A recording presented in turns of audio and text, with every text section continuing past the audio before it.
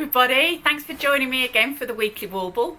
My name's Amanda and this is a social studio, and this week I've got some hints, tips for your zips and just general sewing, all using the product of Wonder Tape. It's not just called Wonder Tape for a reason, because it really is wonderful. So I've got a few little projects and examples of where you can use your Wonder Tape just to make life that little bit easier. Okay, so the Wonder Tape is by Prim. You get 9 meters on a roll and it is 6 millimeters wide. The other fabulous thing about it, it is a double-sided sticky tape, and it's so ideal for using in all sorts of your sewing projects because it is water soluble. So you can use it for your hems, you can use it in your zips, and then the next time that you wash it, it will dissolve and it will leave no residue. It doesn't gum up your needles when you're sewing through it either.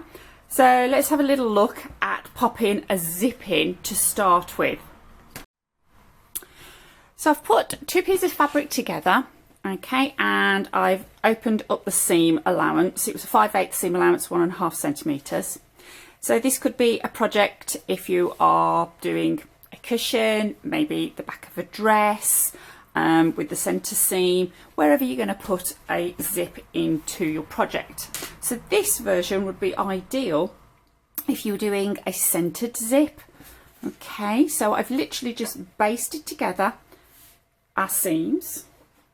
We take the tape and peel off the amount and place it along the edge of your zipper tape. So the zipper is facing up to me, and I'm just going to place that along the edge.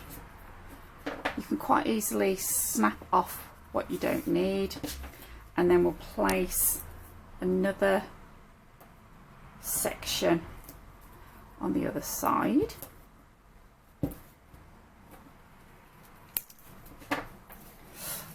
So sometimes if you find it a little bit difficult to pull the paper off, just rub it together with your fingers and that should be enough to warm the product up just to separate them. So I'm just taking off the top layer of the paper. So it's repositionable as well, so let's just lift it up. So I'm just going to place that back down. There we go. So now I can place my zip with the coil centralised down my seam. So I can keep checking, and the Wonder Tape is going to hold that zip into place nice and secure. Again, if I'm not too sure, not happy, I can then just reposition, make sure my coils are central.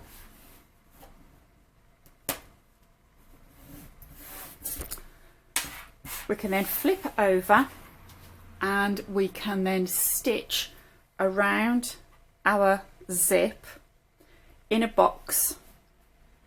If this was for a cushion, or if it was in the top of a dress, you would come down across the bottom and then back up to the top. Always have your zip pulley angled and facing upwards, so then when you need to negotiate around the pulley, you can actually push it backwards from underneath to open it up and bring that through. So I've got my project under the zipper foot.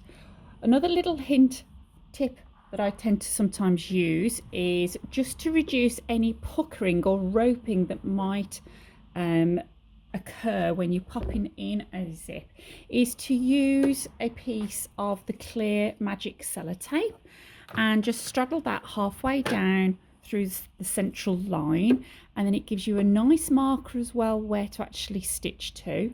Now on my machine, I'm also enabled to actually reduce the amount of pressure on the presser foot.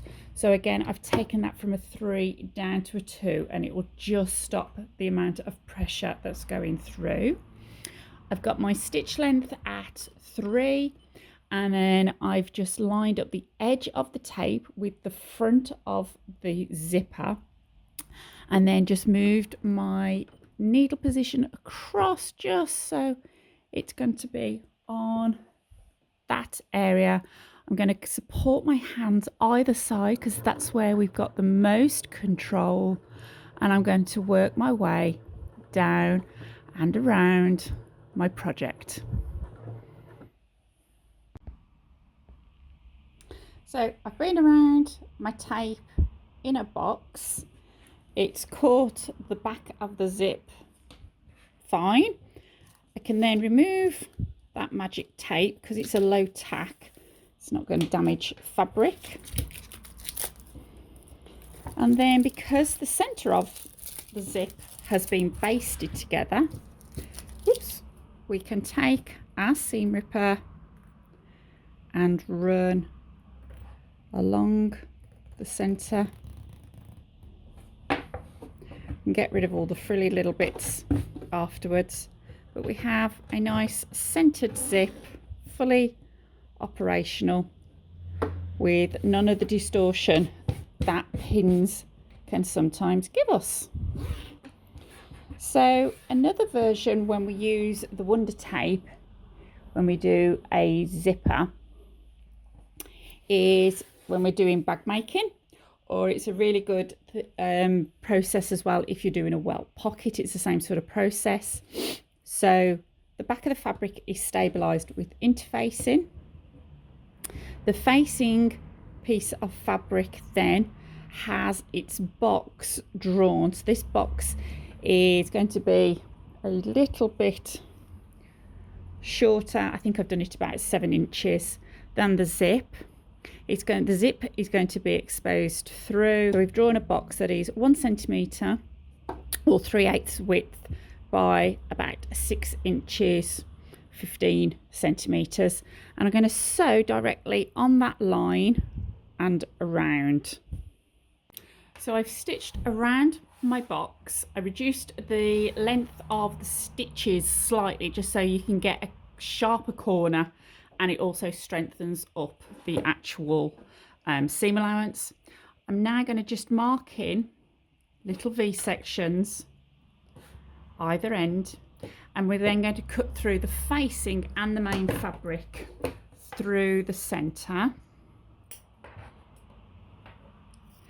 and we're going to cut up to the little triangle, and then we're going to go in at 45-degree angle, and we want to snip right to the stitch line but not through the stitch line, and the closer we can go will give us a much flatter, neater finish when we push through. There we go. So then we will push through our facing, and we will give that a nice press.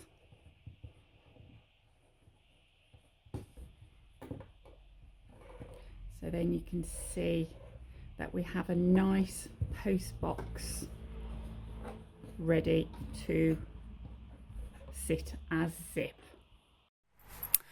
So I've pushed through and ironed our back facing, and then with the zipper we'll take the Wonder Tape again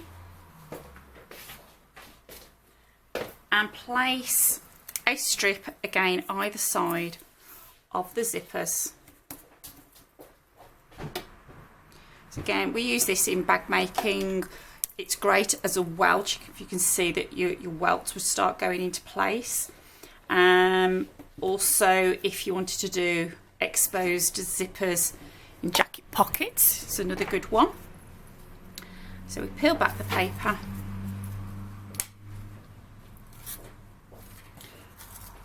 Oops, I've been a bit heavy-handed with that.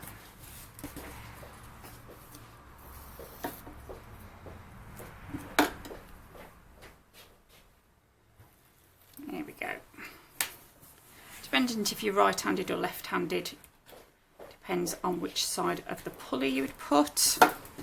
And then we're going to then place this over, and again remember it's repositionable, so we can avoid the metal tab at the end, and we can pull the zipper pulley down into place.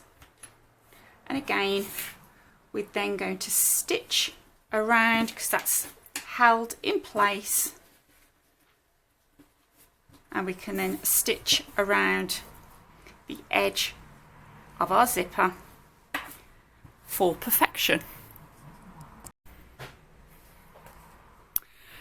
Here we go, one zipper fully opening through the back with that little bit of top stitching, and again it just omits using the pins, and that can distort our work while we are stitching. So the next project or areas that we can use our wonder tape is when we're actually hemming. So one little tip I will always say, one quick way to hem is always put a basting stitch on where you want your actual hem to fold. So I've done a 5/8 basting stitch on this one, and then I've got that line that I can press up to. If it was an inch, again I would then pick up a marker on the machine, do an inch basting, and then I could then press along that inch. It just saves so much time without being at the ironing board measuring and pinning, measuring, pinning, pressing. Okay, so then with our wonder tape we can then place a piece along the edge. It's going to help stabilize the fabric.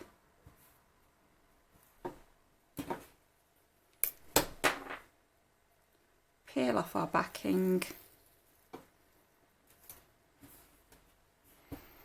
and then we have that tack then to actually fold up, and again it helps to stabilize that fabric into place. And that way we can see the basting stitch just on that very fold.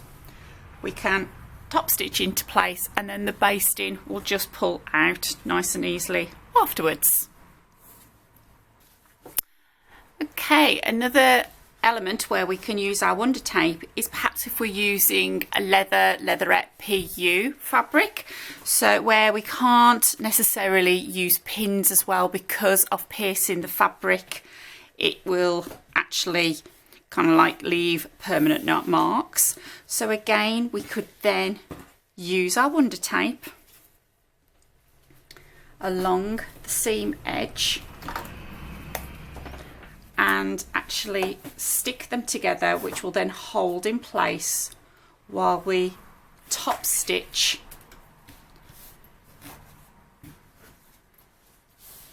the areas through. So I can put the raw edges together.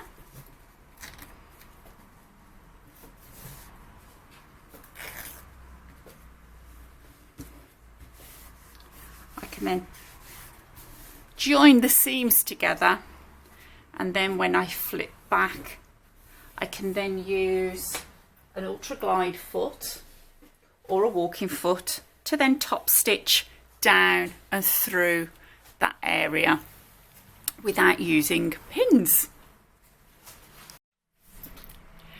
There we go. So hopefully you found a couple of hints and tips along the way using our wonder tape. If you've not tried it, then give it a go. You've got nothing to lose, and when we've got all these extra little tools in our bag, then it does make life so much easier. So thanks for joining us again for this week. Don't forget to give us a thumbs up, guys, if you found a couple of hints and tips that are useful to you. Leave us a comment as well, and don't forget to subscribe so we can share some of these lovely hints and tips with those that haven't found us yet. Have yourselves a really lovely week, and I will be back for more warbling soon. Bye now.